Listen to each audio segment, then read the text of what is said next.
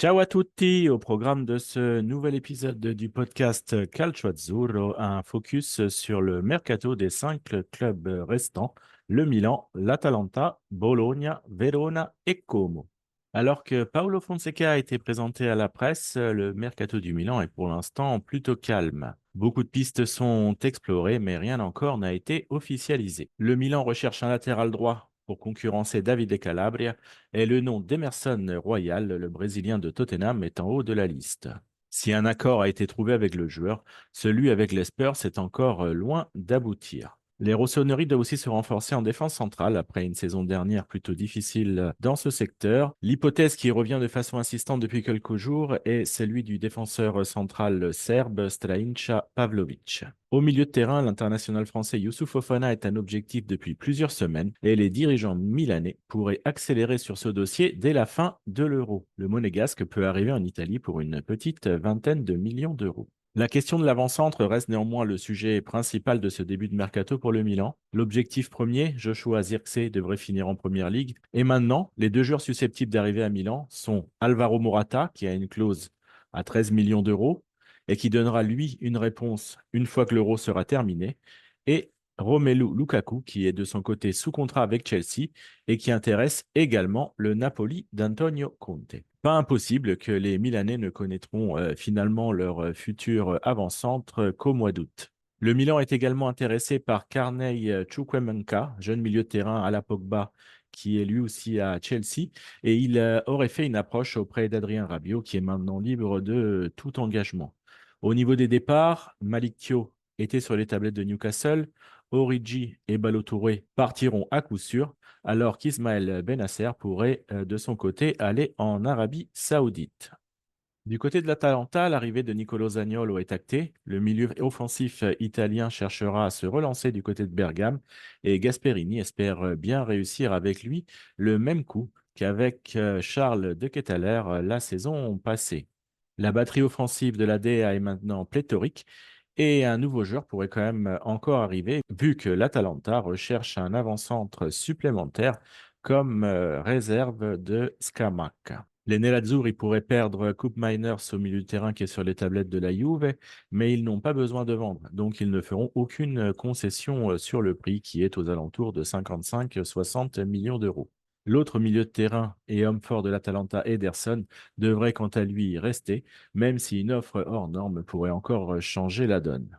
En défense, l'Atalanta recherche activement un défenseur supplémentaire et aurait jeté son dévolu sur l'Argentin de l'Udinese, Newan Perez.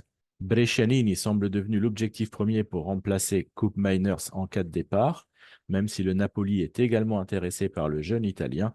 Thomas Suslov, le Slovaque de l'Hellas, serait la solution de repli. Un retour de Gossens n'est pas impossible et un remplaçant à Musso qui saute avoir plus de temps de jeu est à prévoir. Avec sa qualification en Champions League, Bologne espérait pouvoir garder tous ses meilleurs joueurs, mais Riccardo Calafiori va prendre la direction d'Arsenal en Première Ligue pour plus de 50 millions d'euros et Zirkzee, qui avait une clause de 40 millions, devrait lui aussi aller en Angleterre.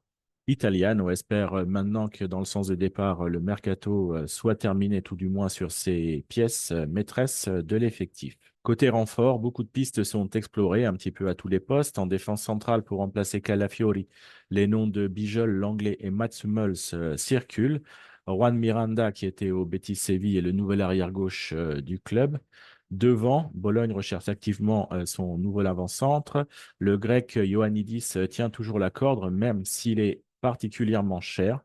Et les Rossoblu ont viré de façon décidée sur Boulaye Dia de la Salernitana. Cambiaghi pour jouer sur l'aile et remplacer Saelemaekers, c'est un autre nom qui revient avec insistance du côté des Felsinei. À l'Hellas Vérone, après la révolution de janvier qui a permis au final d'obtenir le maintien, pas beaucoup de répit cet été non plus. Baroni est parti à la Lazio et il a été remplacé par Paolo Zanetti sur le banc.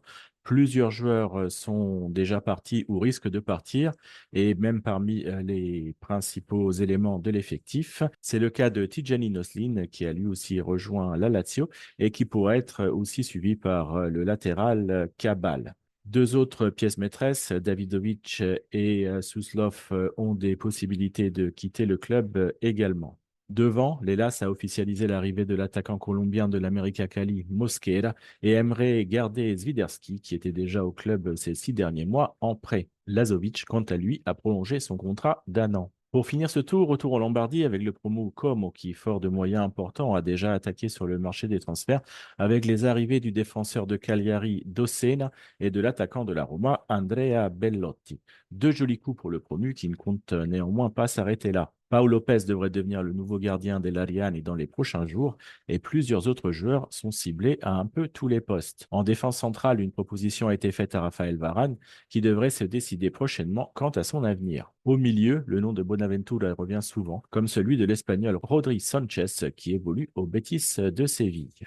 Devant, sur les ailes, Djukanovic, qui est un des meilleurs jeunes joueurs du championnat suédois, et Nicolo Cambiaghi sont sur les tablettes de Cesc Fabregas, qui pourrait aussi frapper un autre très grand coup en attaque en fonction de l'évolution du mercato et des opportunités. Ce qui est sûr, c'est que Como ne va pas venir en Serie A pour faire de la figuration. Voilà, c'en est fini pour aujourd'hui. Je vous remercie de m'avoir écouté et je vous dis à très bientôt pour de nouvelles aventures sur Calcio Azzurro. Ciao à tutti!